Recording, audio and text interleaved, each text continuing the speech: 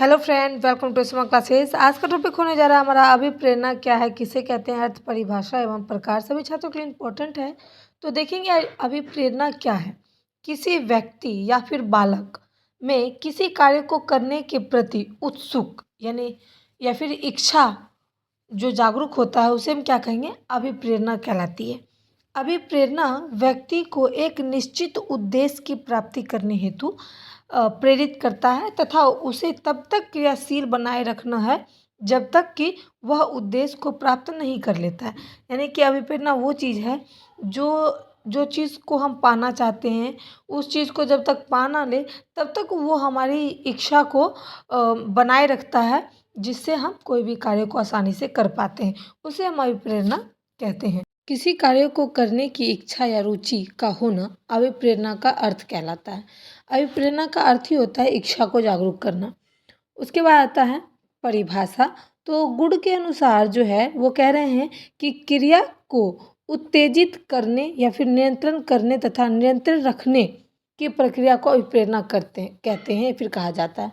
यानी कि वो कह रहे हैं कि जो हमारे अंदर उत्तेजना है, जो कार्य को करने के लिए उत्तेजना है, उसको हमेशा बनाए रखने के लिए और जब तक वो चीज़ हमें मिल नहीं जाती है तब तक निरंतरण बनाए रखना, ये जो प्रक्रिया है वो अभिप्रेरणा कहलाती है।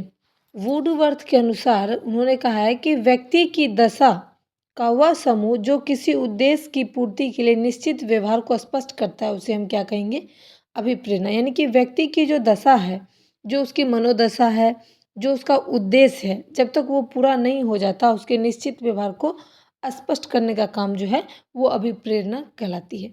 उसके बाद आता है हमारा थॉमसन के अनुसार जो है अभिप्रेरणा के बारे में कहा है कि जिसके द्वारा छात्रों में ज्ञान की प्राप्त करने की रुचि उत्पन्न की जाती है उसे हम अभिप्रेरणा कहते हैं। यानी कि कोई भी ज्ञान, कोई भी चीज़ को सीखना, कोई भी चीज़ को जानना और उसके मन की इच्छा हो तो उसे हम क्या कहेंगे, अभिप्रेरणा कहेंगे। लोवेल के अनुसार अभिप्रेरणा मानव शारीरिक एवं आंतरिक प्रक्रिया है। यानी कि जो आवश्यकताओं जो है वो आरंभ से होती है और जब तक वो लास्ट मतलब वो काम पूरा ना हो जाए, वो क्रिया को पूरा नहीं किया जाता है, तब तक उसकी आवश्यकता जारी रहती है और जब तक काम खत्म होने के बाद उसकी आवश्यकता को संतुष्टि मिलती है वो लो अभिप्रेरणा कहलाती है। लो के अनुसार ऐसा मानना है कि इस प्रकार से अभिप्रेरणा हम कह सकते हैं। अभिप्रेरणा के वैसे तो दो प्रकार हैं, लेकिन मसालो महोदय ने ऐसा दर्शाया है कि इसके 3 भाग हैं। पहला है बाहरी अभिप्रेरणा, आंतरिक अभिप्रेरणा और आंतरिक और बाहरी अभिप्रेरणा। यानी कि ये 3 हैं। यानी कि बाहरी जो प्रॉपर बाहर हो, आंतरिक जो अंदर की अभिप्रेरणा हो और दोनों को मिलाकर बाहरी और आंतरिक अभिप्रेरणा, ये दोनों को मिलाकर जो अभिप्रेरणा होती है उन्होंने 3 प्रकार दर्शाए हैं।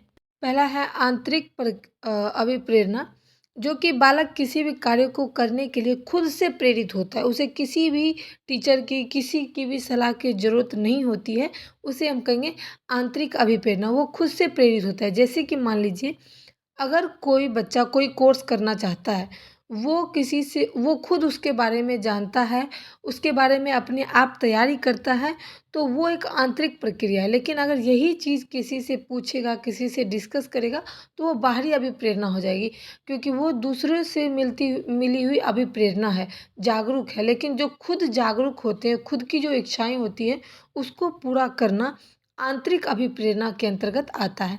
अब आता है बाहरी प्रेरणा, अभिप्रेरणा। तो बाहरी अभिप्रेरणा में क्या होता है, बालक को बाहरी वातावरण के द्वारा कुछ प्रोत्साहन दी जाती है, जैसे कि जिसको पाने के लिए बालक शुक्रगुजार रहता है और जिज्ञासा भी रखता है एवं कार्य को बड़े ही मन लगाकर करता है, उसे बाहरी अभिप्रेरणा कहते हैं। जैसे कि कोई बच्चा बीएड कर रहा है, डीएलएड कर रहा है, तो मानो कि वो कोर्स करना चाहता है, बीए के बाद उसको ऑटोमेटिक पता है कि हमें टीचर बनना है या हमें इंजीनियरिंग करना है, तो उस लाइन के बारे में वो खुद जानता है और खुद तैयारी भी करता है। लेकिन बाहर टीचर से उन्हें कुछ न कुछ सीखना ही पड़ता है, कुछ न कुछ पूछना ही पड़ता है। और जो टीचर जो है, जो शिक्षक हैं, जो आसपास के लोग हैं, वो उन्हें बताते हैं कि अगर आप बीएड में फर्स्ट करोगे तो आपको 50,000 की राशि मिलेगी या फिर स्कॉलरशिप मिलेगा आगे पढ़ाई करने के लिए। तो ये सारी चीज़ें जो हैं बाहरी अभिप्रेरणा हैं, क्योंकि बच्चे के अंदर इच्छा है कि हम बीएड करेंगे, डीएलएड करेंगे, लेकिन अगर उसे कोई लोभ लालच दे दिया जाए कि आप पास करोगे तो आपको पैसे मिलेंगे, स्कॉलरशिप मिलेगा जिससे आप अच्छा पढ़ाई कर सकेंगे, तो वो चीज़ को करने के लिए वो और भी उत्सुक हो जाता है।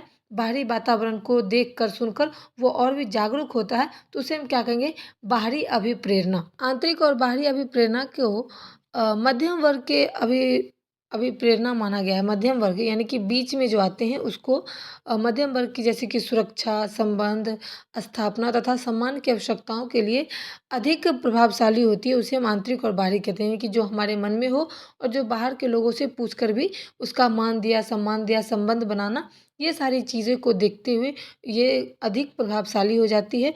और विद्यार्थी जो है सामाजिक क्षमताओं को विकसित करने के लिए की जाती है। जैसे कि शिक्षक को चाहिए कि वह विद्यार्थी को सामाजिक दृष्टि से विकसित करने के लिए सफलताएँ एवं असफलताएँ, ये फिर योग्यताएँ, ये सारी चीज़ें में सहयोग दें और अभिप्रेरणा के प्रविधियों का प्रयोग करें। यानी कि बाहर और आंतरिक, बच्चे के मन की बात को जानकर और उसके बाहर की और जितनी भी सुविधाएँ हैं, जितनी भी समाधान है, उसको बताया जाए और बच्चे के अंदर जो आंतरिक और बाहरी दोनों के प्रति इच्छा को जागरूक करना ही आंतरिक और बाहरी अभिप्रेरणा कहलाती है।